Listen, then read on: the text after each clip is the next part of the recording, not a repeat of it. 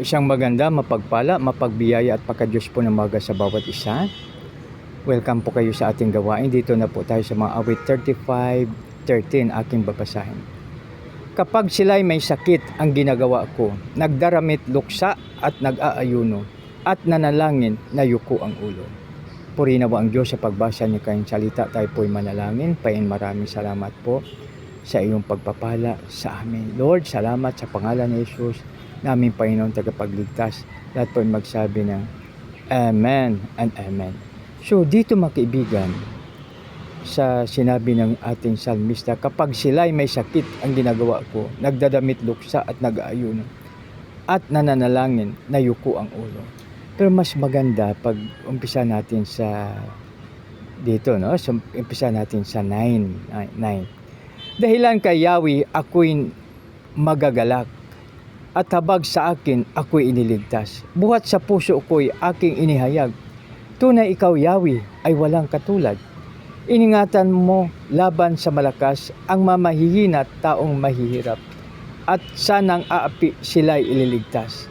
Ang mga masamay nagpapatuo at nagpaparatang na hindi totoo, sa pagkasalang walang malay ako. Sa gawang mabuti ganti ay masama, nag-abang sa akin at nagbabanta. Kapag sila'y may sakit ang ginagawa ko, nagdaramit luksa at nag-aayuno, at nanalangin na yuko ang ulo. So dito mga kaibigan, dito sa 11, no? Tungkol ito sa mga walang takot sa ating Panginoon, no? Hindi sa 11 basahin ko po ulit. Ang mga masamay nagpapapatuo at nagpaparatang na hindi totoo, sa pagkakasalang walang malay ako. Sa gawang mabuti ganti ay masama, nag-abang sa akin at nagbabanta. So yung walang takot sa ating Panginoon, so ito po ang ginagawa, no, sa 11 at saka sa 12. Subalit ang ating salmista, si Haring David, ito naman yung kanyang sinabi, no?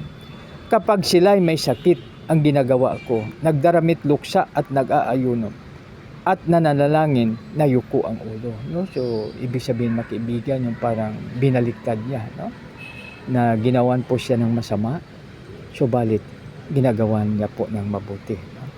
So kaya mga kaibigan, alalahanin natin na gawan man tayo ng masama, gawan po natin ng mabuti at patawarin na natin upang ang ating tulog ay masarap. So tayo na po'y manalangin. Panginoon, maraming salamat po sa iyong salita.